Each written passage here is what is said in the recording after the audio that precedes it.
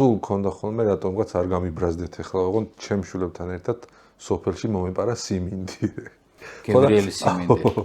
შარშარ მოვახერხე თითო ტარო მოვიპარეთ და რატომ მქონა არ ვიცი, მაგრამ რაღაც თავგადასავლივით მინდოდა, რომ აკრძალული ხილის გემო გაეგოთ. მე ძალიან მინდა ჩემ გოგოებთან ერთად ლუდი დავლიო. ჯერ წამეთქესი არც ერთი არ არის და რო გახდებიან აუცილებლად ავისრულო ექსურველი. ხო, ალბათ ესეთი შემთხვევები და ამბები ქმნის მოგონებას და უფრო მჭიდროს ხდის ურთიერთობას. მოდი მე ცოტათი რო ვიჩხუბო შეიძლება? რა თქმა უნდა შეიძლება. ლუდზე არ გირჩევთ. ხო.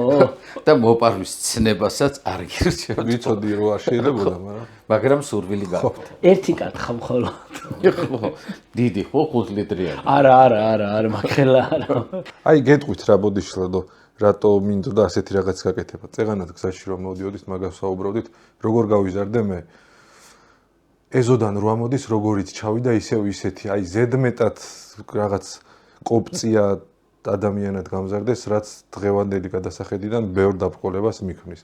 ამიტომ მინდა ჩემმა შვილებმა რაღაც ჩემთან ერთად გააკეთონ თუ რაღაც ის ამოუშვან ის შიგნით ენერგია თუ არ ვიცი რაც აქვს დაგროვილი უარყოფით ისევ ჩემთან ერთად გააკეთონ, ვიდრე ჩემ გარეშე.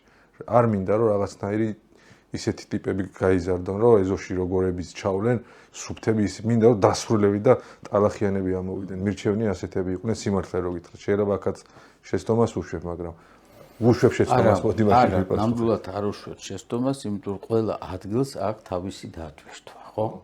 როდესაც გადიხარ ეზოში და სილაში თამაშობ, ხელი უნდა დაგესვაროს, რა თქმა უნდა, ამის გარეშე არ შეიძლება.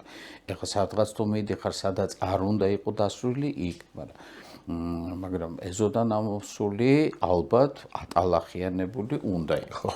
ხო. ანუ ეს ჩვეულებრივი პროცესია, კი ბატონო, ნორმალური პროცესია, იმიტომ რომ იქ ადამიანი გაერთო თამაშით, კომუნიკაციით, რაღაცით და ალბათ ვეთანხმები თქვენ სურვილს.